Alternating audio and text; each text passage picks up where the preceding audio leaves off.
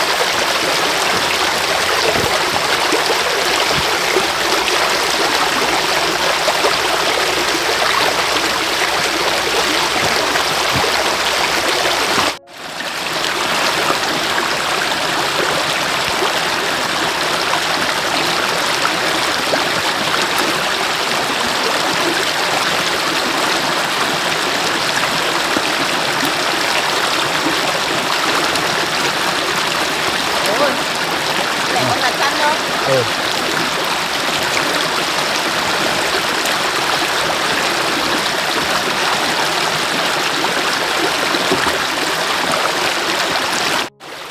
Con chăn vịt gà xong rồi. Con chăn gà vịt xong hết rồi bố ạ. Con cũng vừa nấu cho mèo một nồi cháo cá rồi ạ. Con cũng đã bảo với bố là cứ để chăn đấy thì con sẽ là bố có thể mang ra đây là làm gì ạ? Không sao đâu ạ.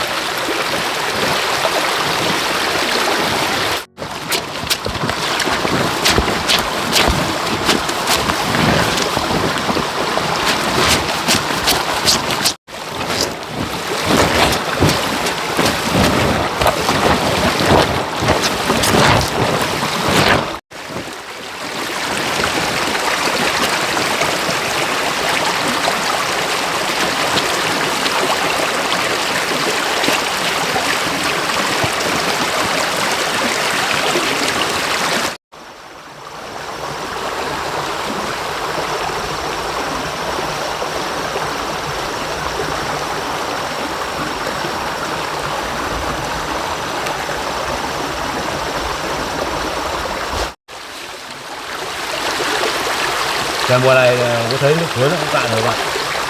Vâng, nhưng vẫn đủ lượng nước để chúng ta giặt chăn chiếu bố ạ.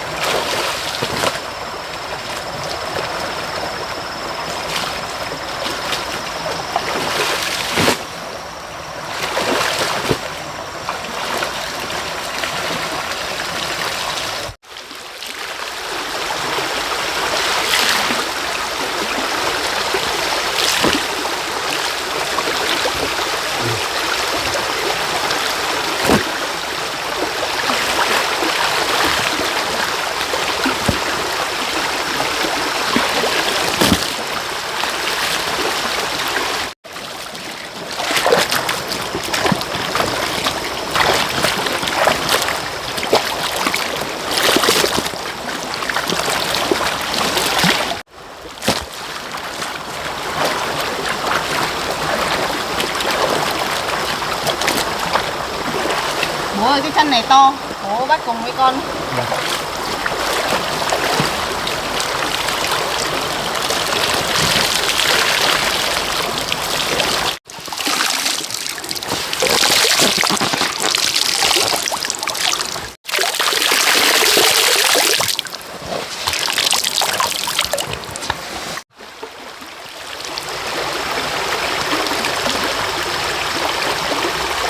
Được rồi bố ạ.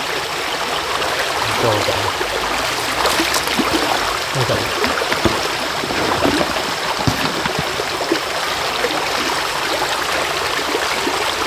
Còn cái này không?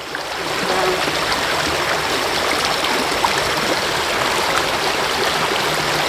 Con thấy cũng không có nước nữa đâu bố ạ. Rồi liền. Xong. Vâng.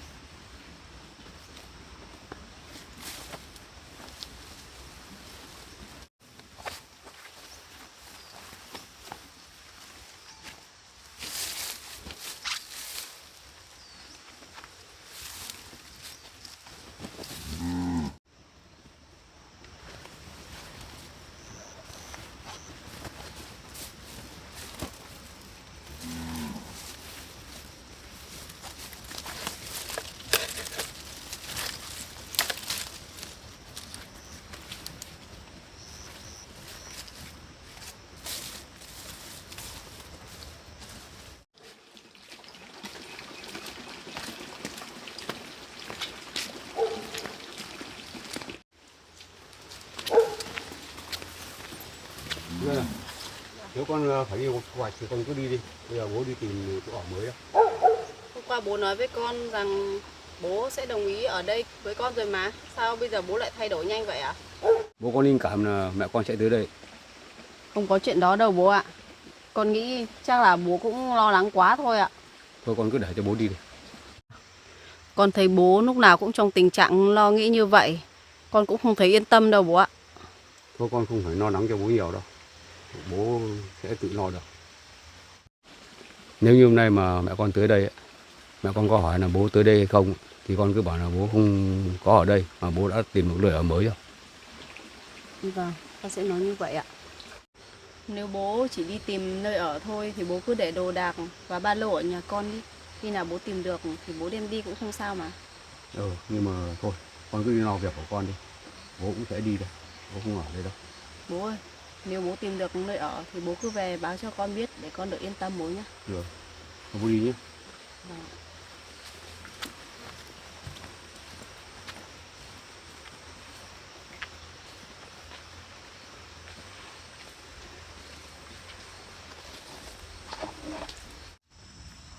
Thôi mình cũng đi tìm nơi ở mới. Không nếu nhỡ mà bà tới đây lại phiền nhự đến con Duyên.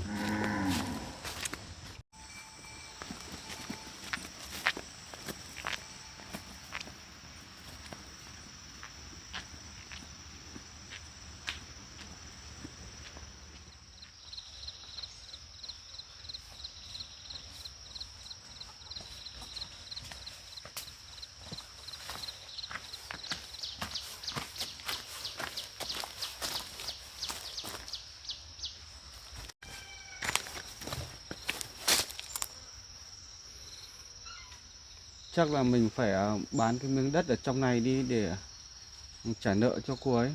Mà cũng không hiểu tại sao mà cô ấy làm ăn kiểu gì mà thua lỗ nhiều đến vậy. Mình rất là bực mình. Bây giờ tiền đã không có rồi mà làm ăn thua lỗ như thế, nợ đến 800 triệu, không biết lấy tiền đâu ra để mà trả nợ nữa.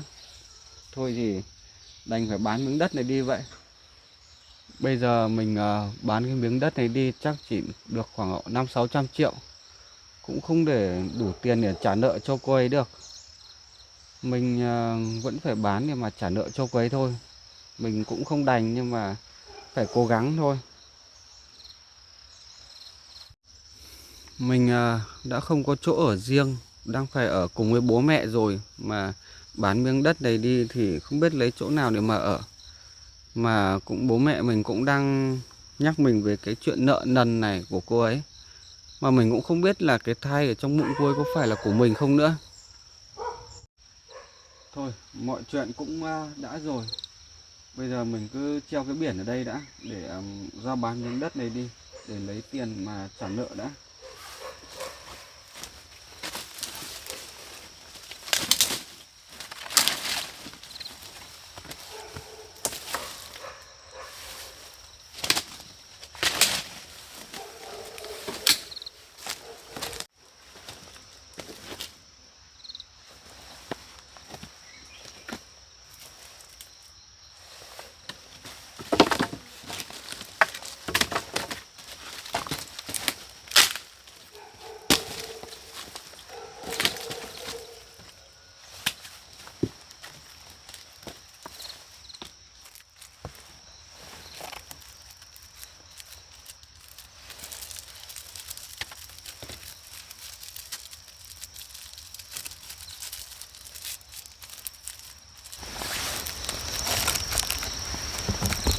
Mình cũng để cái biển bán đất ở đây như thế là cũng được rồi đấy.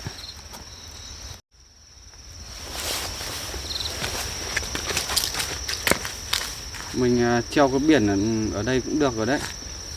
Mà không hiểu sao cô ấy vào trong kia làm gì mà lâu thế nhỉ. Mình còn bao nhiêu việc cần giải quyết ở nhà nữa mà cô ấy không biết làm gì trong đấy. Đợi mãi không thấy ra. Bao à? Ô bác ạ. Bác đang đi đâu vậy ạ? Tôi cũng đang đi tìm chỗ ở. Hôm qua thì tôi cũng ở nhờ trong cái nhà của cậu. Nhưng mà vợ cậu thì cũng đã đồng ý, nhưng mà cậu không đồng ý thì tôi cũng phải đi tìm chỗ khác. Dạ, cái miếng đất ở trong này thì cháu cũng có dự định là xây nhà ở trong đấy bác ạ. Vậy à? Vâng. Ô mà sao cậu này treo bán đất kìa? Thật ra thì cô ấy chưa phải là vợ của cháu đâu. Thì cháu với cô ấy đang tìm hiểu và đang yêu nhau thôi bác ạ. Vậy à? Vâng. Mà cái cậu bán đất kia thì có mục đích gì cậu? Dạ, trước thì cháu đang định xây cất một ngôi nhà khang trang ở trong đấy để ở. Nhưng mà do cô ấy làm ăn thua lỗ, nợ đến 800 triệu nên cháu phải bán cái miếng đất ở trong này đi để trả nợ cho cô ấy ạ. Vậy à? Vâng ạ. Thì hôm qua tôi cũng ở nhờ trong ngôi nhà của cậu.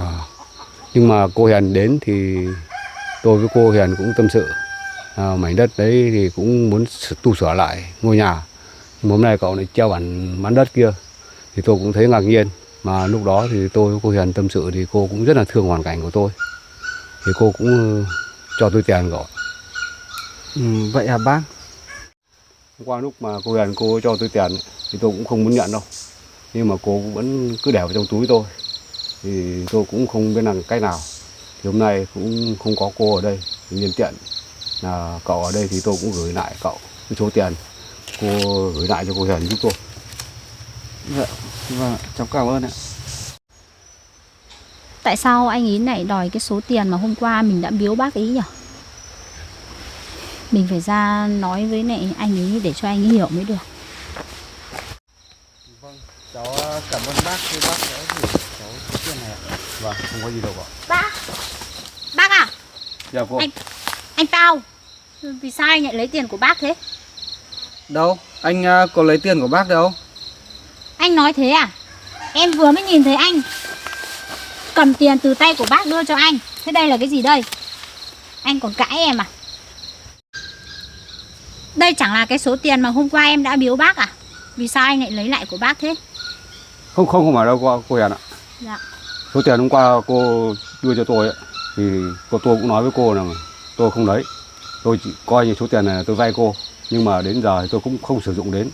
Thì hôm nay tôi cũng không gặp cô mà tôi gặp Pao đây, thì tôi cũng gửi lại Pao và nhờ Pao chuyển lại cho cô thôi. Em có nghe thấy bác nói gì không? Bác bảo là không sử dụng đến số tiền này thì bác trả lại anh thì anh mới nhận lại thôi. Em nghĩ chỉ có anh đòi bác thì bác ấy mới lấy lại đưa cho anh thôi. Chứ không bác ấy cũng đang khó khăn thì bác ấy phải cần tiền để mà chi tiêu chứ. Không, đấy là do bác ấy không dùng đến thì bác ấy trả thì anh nhận lại. Chứ em cũng đừng có nghi oan cho anh như thế. Cháu không tin đâu bác ạ. Cháu nghĩ chỉ anh ấy đòi bác thì bác mới lấy tiền trả anh ấy thôi. Mà đây là tiền của cháu đã biếu bác, là cái tấm lòng của cháu biếu tặng bác cái lúc bác khó khăn để mà chi trả cuộc sống, trang trải cuộc sống của bác. Nên là bác cứ cầm lấy đi, bác Thôi, không phải trả anh ấy đâu. tôi cũng đã nói với cô rồi, tôi không cần dùng cái số tiền này nữa thì tôi mới hoàn trả lại cho cô. Còn cậu Pao thì cô lại hiểu lầm về cậu rồi đấy. Cháu không tin đâu bác ạ. Khi nãy thì tôi cũng được nghe Pao nói chuyện lại với tôi là gia đình nhà cô hiện giờ cũng đang nợ một số tiền lớn, cho nên là Pao phải bán đất của. Bán đất ạ bác? Vâng. Sao lại có chuyện đấy ạ? Mà anh đã nói gì với em về chuyện đấy đâu. Tất cả là do cô ấy, nên tôi mới phải bán cái miếng đất ở trong này đi để lấy tiền trả nợ cho cô. Mà cô còn trách móc tôi, cô không chịu hiểu cho tôi. Thì ra là như vậy à? Mà anh định bán miếng đất đấy thì chúng ta sẽ ở đâu được? Còn nợ thì chúng ta cùng nhau làm ăn rồi trả nợ dần cũng được chứ sao? Tất cả là lỗi do cô ấy. Mà tôi cũng không biết là cái thai ở trong bụng cô có phải là của tôi hay không nữa. Chắc chắn là tôi sẽ phải đi xét nghiệm lại cho nó chắc chắn. Thì chả của anh thì của ai. Mà lúc nào anh cũng cứ phải đi xét nghiệm. Mà thôi bác ạ, bác cứ cầm số tiền này đi bác ạ. Cháu ơi bác. Tôi đã nói với cô rồi, tôi không sử dụng cái số tiền này. Hơn nữa thì trong lúc này thì gia đình nhà cô cũng đang nợ rất nhiều, nên tôi không lấy đâu. Nợ thì nợ bác ạ, nhưng là tấm lòng của cháu. Mà còn anh nữa đấy. Chính anh nói với bác ấy, làm bác bây giờ còn không phải nhận cái số tiền em đã biếu bác. Là cái tấm lòng của em thôi. Bác còn khó khăn hơn mình thì mình giúp bác cái lúc này thôi. Tôi có nói gì bác đâu. Chẳng qua là bác tự đưa tiền cho tôi thôi chứ. Mà bây giờ cô lại còn trách móc tôi kìa. Mà chẳng tại anh thì ai nữa. Bác cứ cầm lấy cho cháu vui bác ạ. Thôi, cô thông cảm, tôi không nhận số tiền Bác này đâu. cứ cầm lấy đi, là cái tấm lòng của cháu mà. Thôi, bác đã bảo bác không nhận rồi thì thôi. Tại sao anh lại làm như thế với bác? Chúng mình vẫn còn đang nợ nần rất nhiều ấy. Bác đã bảo bác không lấy nữa thì thôi. Đừng có ép bác làm gì. Thôi, bây giờ cô cứ đứng ở đây đi. Để tôi vào trong kia tôi xem lại đất để còn bán. Mà để còn lo tiền trả nợ cô đấy. Vâng.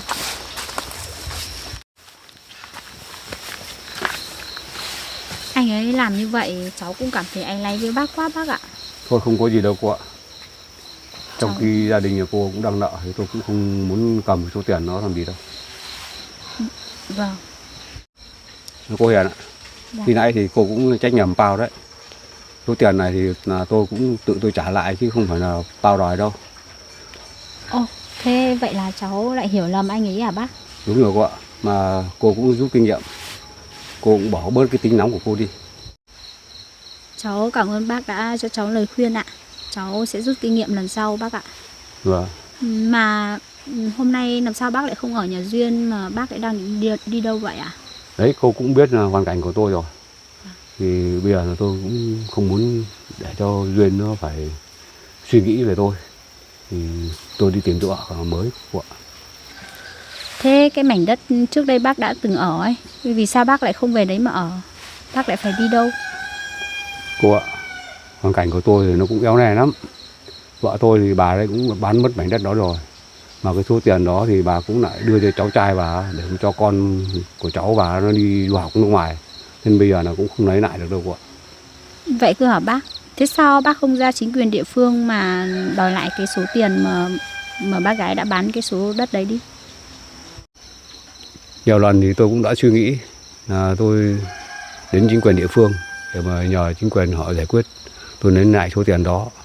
Nhưng mà tôi nghĩ lại thì tôi lại thấy rất thương bà ấy, cho nên là tôi cũng không làm nữa. Vậy hả bác? Thế bây giờ bác gái đang ở đâu hả bác? Bà tôi ấy bây giờ đang ở nhờ nhà cháu trai của bà ấy. Thế sao bác lại không về đấy ở cùng cho vui? Thì tôi cũng đã về đó ở rồi, thế nhưng mà cháu trai của bà ấy cũng không muốn cho tôi ở đó, cho nên tôi phải đi thôi. Thì ra là như vậy hả bác? Bác à, tuy là anh Pao có ghi biển bán đất, nhưng mà chúng cháu cũng sẽ chưa bán được ngay đâu. Chúng cháu cũng chẳng ở nữa đâu. Bác cứ chuyển đến đấy mà ở, không phải đi đâu đâu bác ạ. Nhưng mà Pao không đồng ý thì tôi lại sợ là liên lụy tới cô. Không Cô sao đâu bác ạ. Hiền Bác à? cứ về ở. Cô lại định cho bác ở trong đấy á? Vâng, thì bây giờ bác làm gì có chỗ ở đâu. Mà mình tuy là bán đất đấy nhưng mà làm gì đã bán được ngay đâu. Thì chẳng cho bác đi ở trước đi đã. Không được. Nhỡ sau này người ta vào xem đất thấy người ở đấy thì người ta không mua thì sao? Thì bây giờ hoàn cảnh của bác đang khó khăn, mình cứ cho bác ấy về ở chứ có sao đâu. Bác Không. làm gì có lối để đi nữa đâu. Không được, không thể để cho bác ở trong đấy được. Bây giờ cô giúp cho bác nhưng mà ai giúp cho mình? Anh lại nói như thế được à?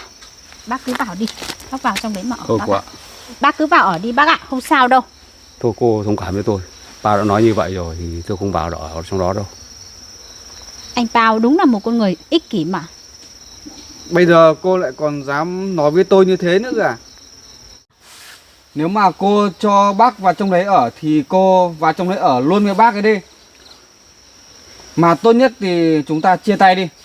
Mà tôi cũng đang nghi ngờ là cái thai này không biết nó có phải của tôi hay không nữa. Lại còn vậy nữa à? Thì em ăn ở với anh bao nhiêu năm như chung sống với nhau, có thai rồi bây giờ anh lại còn trốn tránh trách nhiệm à? Anh còn nói được những lời như thế à? Chắc là tôi phải Pao, đi. Pao ơi. Cô Hiền, cô và cậu cũng thông cảm với tôi. Cũng đừng vì tôi mà cô và cậu cũng lại sứt mẻ tình cảm. Mà tôi không muốn đâu, thì cô cậu cứ nựa. Nếu bây giờ mà cô đã quyết định cho bác vào trong đấy ở rồi thì cô vào trong đấy ở luôn với bác đi.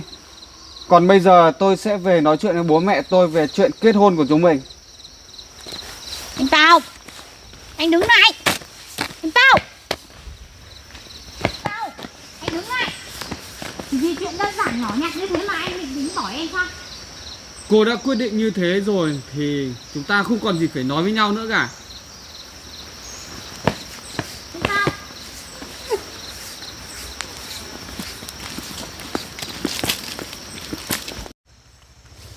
Bực mình thật. Chuyện nhà mình không lo, toán đi lo chuyện đâu đâu. Cô Hiền ơi, cô ơi bình tĩnh lại đi. Cô ơi, Dạ. cô đứng dậy đi. Cháu buồn quá bác ạ. Thôi tất cả cái việc này là cũng là lỗi tại tôi. Cũng vì tôi mà vợ chồng nhà cô lại sứt mẻ tình cảm. Không sao đâu bác ạ. Cháu chỉ thương bác đang khó khăn như vậy. Mà anh ấy cư xử như vậy cháu cũng thấy buồn quá. Thực ra anh Pao là một người rất là nghiêm khắc. Mà anh ấy đã nói là anh ấy làm đấy. Chứ không phải anh ấy nói xong anh ấy để đấy đâu. Cô ạ, thật ra thì tôi cũng rất áy náy trong lòng. Cũng chính vì là vì tôi nên là cô cũng bị liên lụy. Bây giờ thì cô định tính sao đấy? Chuyện này mà anh ấy về kể với mẹ với bố của anh ấy thì chắc cháu cũng không được về nhà anh ấy ở nữa đâu bác ạ. Thôi chuyện này thì tất cả là cũng do tôi. Cũng đã nhận tiền của cô nên là cậu đấy mới hiểu lầm như vậy thôi. Không phải đâu bác ạ. Chuyện gì ra chuyện đấy bác ạ. Chuyện của chúng cháu khác. Mà chuyện cháu đưa tiền biếu bác thì cũng là chuyện khác mà. Hay là bây giờ tôi đưa cô tới nhà Duyên ở một thời gian nó được không? Bác ơi, cháu cảm ơn ý tốt của bác. Nhưng mà cháu trước kia và Duyên thì cũng có những cái không hay về nhau ấy. Thì chắc cháu nghĩ là cô ý cũng không đồng ý cho cháu quay về đấy ở với cô ý đâu. Thôi cô Hiền ạ. Dạ. Bây giờ thì tôi sẽ đưa cô tới nhà Duyên. Vâng. Và tôi sẽ nói chuyện giải thích cho Duyên nó hiểu. Thì cô cũng sẽ được ở đó thôi. Mà trong khi đó bây giờ là Sung cũng đã đi làm xa. Thì Duyên ở nhà có một mình. Thì chắc chắn là Duyên sẽ đồng ý để cho cô ở đó thôi. Vậy cháu cảm ơn bác ạ. Chứ cháu lại làm khó bác rồi. Bác Không lại sao đâu. phải giúp cháu. Vâng, thế mình đi bác. Đi. Vâng.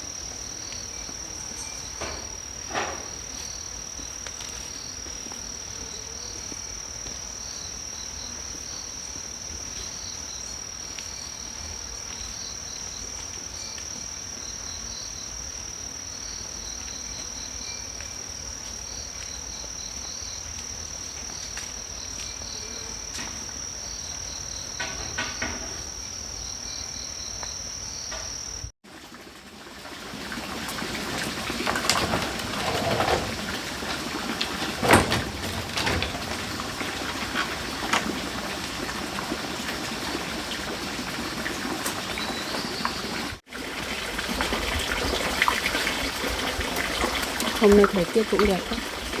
Bây giờ mình cũng tranh thủ đi thu hoạch thôi.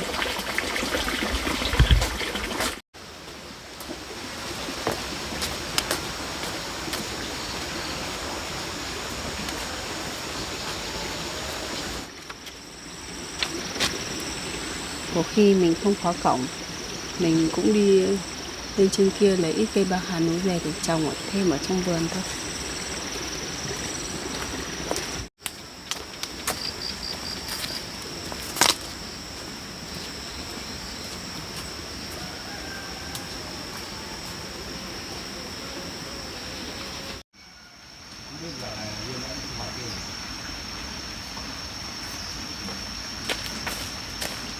Sao bố với chị Hiền lại cùng nhau về đây nhỉ? Mình cũng đã nói với bố rằng không liên quan gì đến chị ấy nữa mà.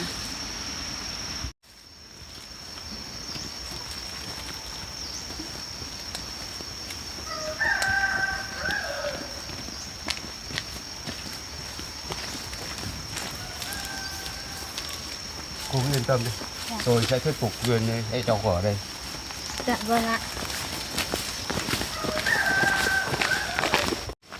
Không biết giờ này Duyên có nhà không bác nhỉ? Thì nãy thì tôi đi thì Duyên cũng nói là Duyên chuẩn bị đi thu hoạch mà. À, dạ thế ạ. Mình không biết bố có suy nghĩ gì mà lại muốn đưa chị Hiền tới ở cùng với mình nhỉ?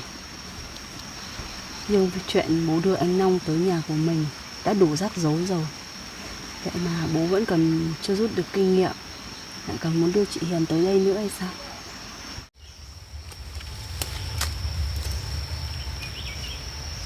Liệu mình có lên về nhà để nói rõ chuyện này với bố không nhỉ? Hay là mình lại đi thu hoạch?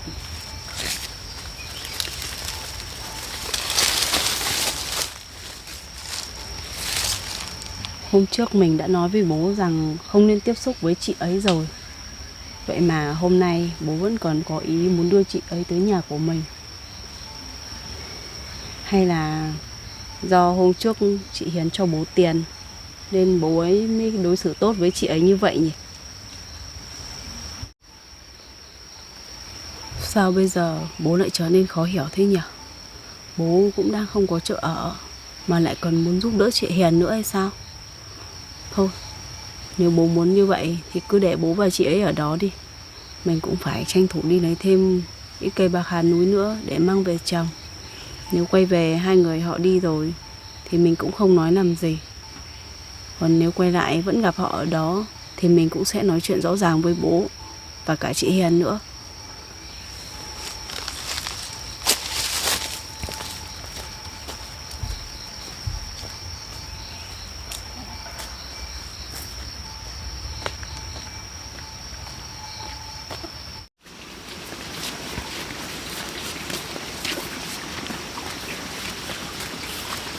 Nó cổng chìa khóa này chắc là Duyên vẫn ở nhà cô ạ. Dạ. Thế mình vào xem đây.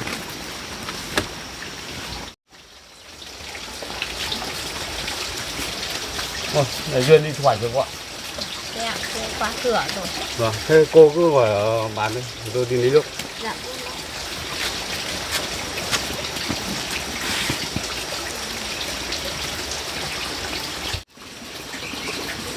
Thực ra bác ấy là người rất là tốt với mình. Mà trước kia mình lại đối xử với bác nhiều những cái điều không hay.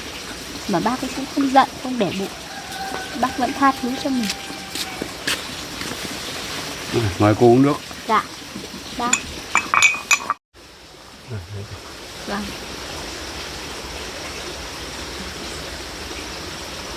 Mời cô đi. Vâng, cháu xin bác.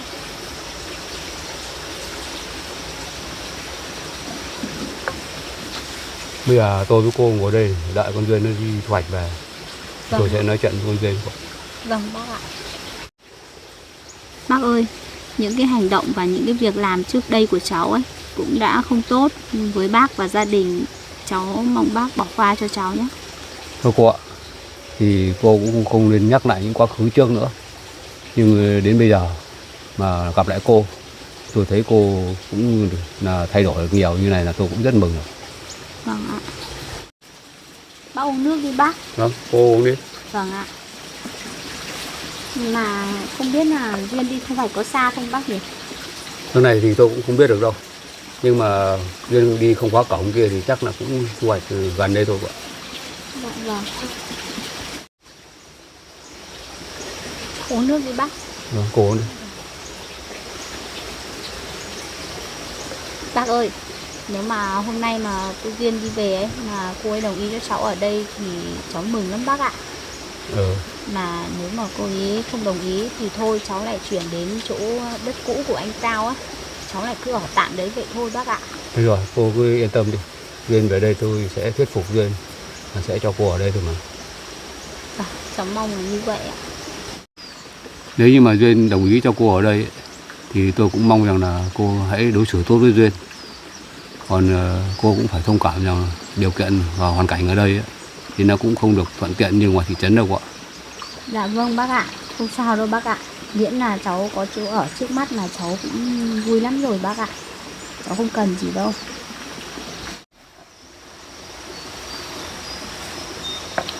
Bây giờ cô cứ ngồi đây uống nước đi. Tôi ra ngoài đường để xem Duyên đi thu hoạch về chưa. Vâng ạ.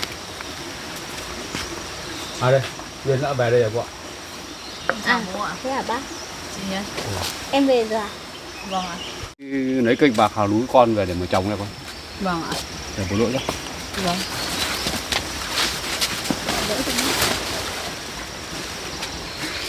Sao tự nhiên chị Hiền lại tới nhà em vậy à? Không phải là cô tự tới đây đâu, mà bố đưa cô tới đây đấy. Vậy là như thế nào ạ bố? Thôi được rồi, con cứ ngồi trong bàn cứ uống nước thì bố có chuyện muốn nói với con. Cứ ngồi kia cháu, cô. Dạ vâng.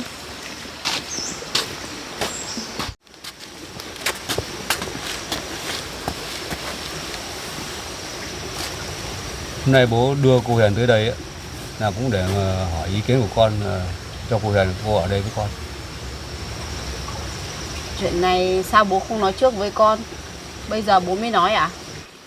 Còn chị Hiền này, chẳng phải hôm qua chị nói với em chị sống cùng với anh Pao rất hạnh phúc hay sao? Hai người còn sắp kết hôn với nhau nữa. Tại sao hôm nay chị lại tới đây muốn ở nhờ nhà em vậy à? Thực ra thì bọn chị cũng vẫn đang hạnh phúc bình thường thôi. Nhưng mà hôm qua và hôm nay bọn chị cũng có cái chuyện không hay xảy ra đấy. Hai đứa chị cũng có giận cãi vã nhau một chút thôi. Nên là anh ấy giận chị. Bây giờ chị chẳng có chỗ nào để ở ấy. Anh ấy chẳng cho chị về nữa. Hai người giận nhau mà đến nỗi không có chỗ ở luôn à? Em nghe sao vô lý thế? Hay là chị muốn đến nhà em lại có mục đích khác à? Không, chị không có mục đích gì đâu em ạ. Tất cả là sự thật mà. Có bố em hiểu mà. Mọi chuyện có đúng như chị Hiền nói không hả bố? Đúng đấy con ạ, nhưng mà chuyện này thì cũng một phần là do lỗi của bố. Sao lại như vậy à? Cũng chỉ vì bố nhận số tiền mà cô Hiền giúp đỡ của bố ấy. Nhưng mà cậu Pao thì lại cũng lại hiểu lầm cô, cho nên là hai người cũng là to tiếng với nhau. Nhưng con nghĩ cũng không liên quan gì đến việc chị ấy không có chỗ ở ạ. Chính vì là Pao hiểu lầm cô Hiền nên là Pao không cho cô Hiền về nhà đó ở nữa. Thì bố cũng thấy là thương hoàn cảnh của cô Hiền nên bố đưa cô Hiền về đây để hỏi ý kiến của con, mong con cho cô ở đây một thời gian. Chuyện này con không thể đồng ý được đâu bố ạ. Bố không thấy chuyện của anh Long đã quá rắc rối đối với gia đình con rồi hay sao? Mà bây giờ bố lại còn đưa chị Hiền tới nữa à? Em à, thực ra thì chuyện của anh Long trước kia ấy, chị cũng không biết là em và mọi người và Long đã xảy ra chuyện gì. Nhưng mà bây giờ thì chị cũng đang, cái lúc nó đang như thế này thì chị cũng mong em cho chị ở đây vài hôm thôi. Có thể khi nào anh Pao hết giận chị thì anh ấy cũng sẽ nghĩ lại để cho chị về đấy ở thì anh ấy đến đón chị về. Nên là chị mong em nghĩ lại được không? Chuyện này em không thể giúp chị được đâu ạ. Chị thông cảm cho em nhé. Bác ơi, cháu cảm ơn bác đã có ý giúp cháu. Nhưng mà cô ý cũng sẽ quyết định là không đồng ý cho cháu ở đâu. Thôi thì cháu cũng đi về bác ạ, cháu cũng không cần ở lại nữa đâu. Thế chuyện ạ. Bây giờ thì Sung cũng đi làm xa rồi. Mà nhà mình đây thì con ở đây một mình. Mà lại có 2 giường. Thì con nên để cho cô Hiền ở đây cùng với con đi. Con không thể đồng ý được đâu bố ạ. Bố cũng phải thông cảm cho con chứ. Mọi chuyện rắc rối của gia đình con cũng rất may mắn mới có thể giải thoát được cái khó khăn đó. Bây giờ bố lại đưa chị Hiền tới đây nữa, con cũng không biết là chuyện gì sẽ tiếp tục xảy ra với gia đình con nữa đâu ạ. Nên con mong bố và cả chị Hiền nữa cũng phải thông cảm cho con ạ. Cháu cảm ơn bác đã giúp đỡ cháu. Nhưng mà cô Duyên không đồng ý thì thôi bác ạ.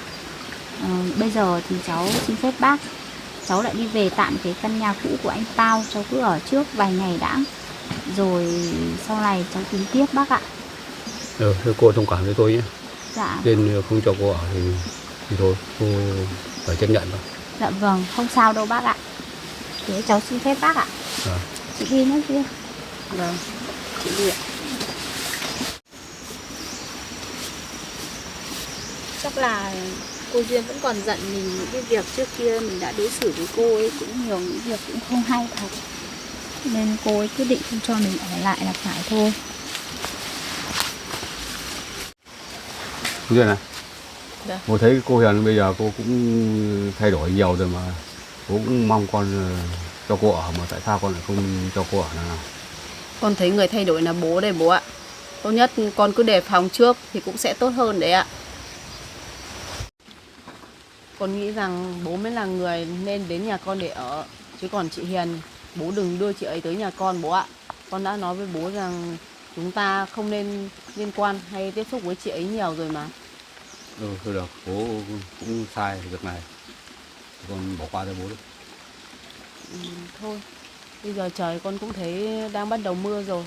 Bố cứ đi vào trong nhà đi. Con ra ngoài vườn giúp mấy cái chăn con mới giặt lúc sáng đấy ạ. Được.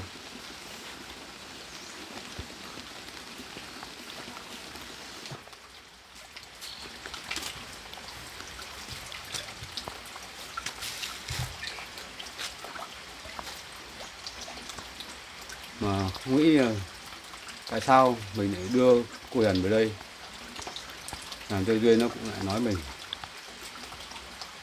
thật là có lỗi trong việc này.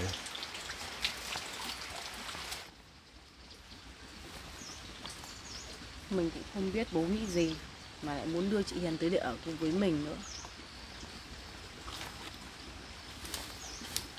Chẳng bao giờ có chuyện đó luôn.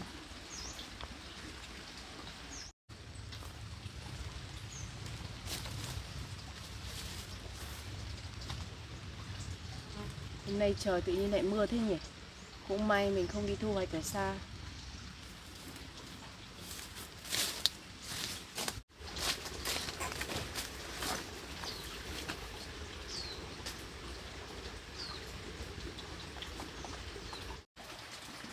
Bố ơi, bố ra giúp con phơi cái chăn ở đây với ạ? Bố lấy cái ghế đã.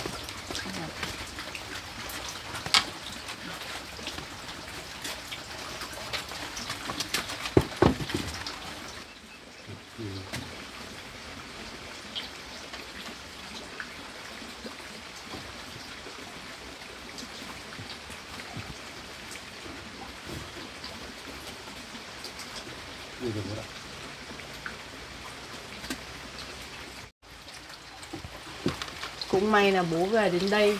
Chứ trời mưa như thế này mà bố cứ đi tìm chỗ ở thì con cũng rất lo lắng cho bố đấy ạ. Mà thôi bố ơi, bố cứ ở đây cùng với con đi. Còn việc mẹ con tới thì bố không phải lo nữa đâu ạ.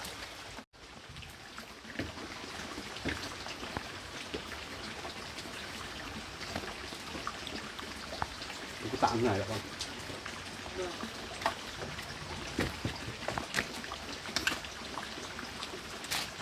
Được rồi, thôi bố đi ở trong nhà đi ạ. Được. Để con cất cho.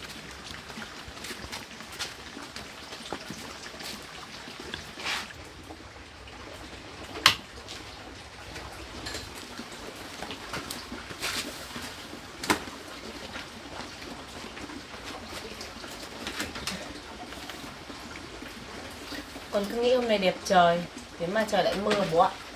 Không luôn được. Vâng.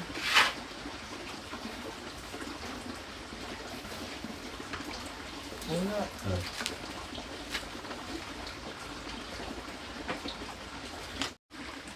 Bố đi tới đâu lại gặp chị Hiền và đưa chị ấy về đây vậy à?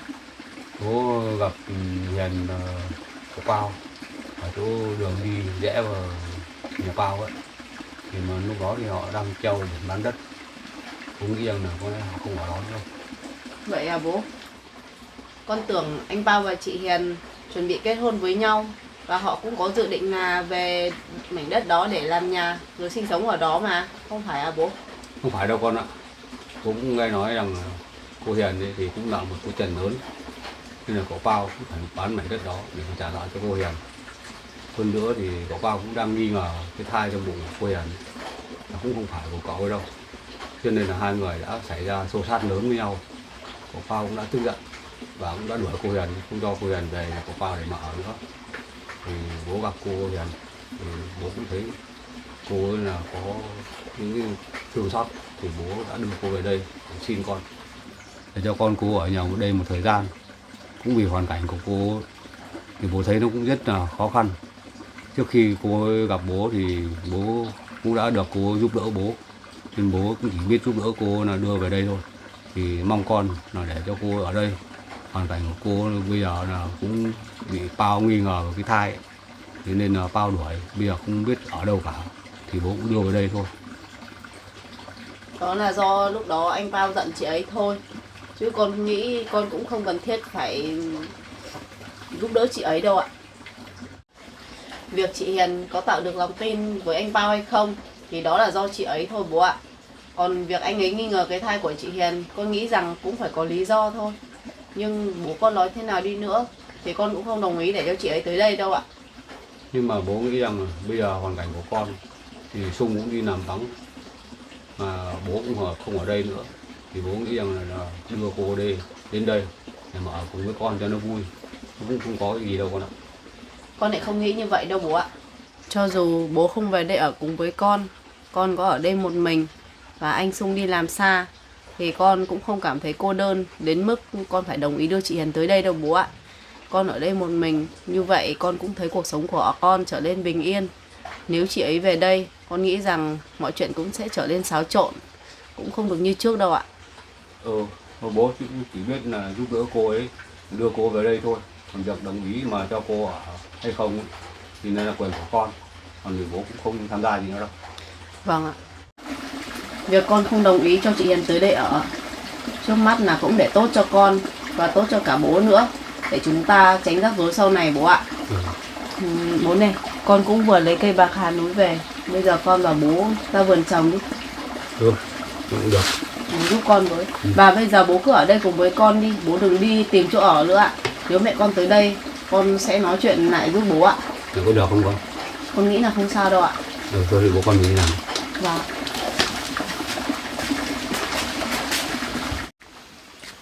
Bố cứ ra phía sau nhà đi, cuốc con để ở ngoài đó rồi. Để con mang cây bạc hà núi ra đó là chúng ta trồng thôi ạ.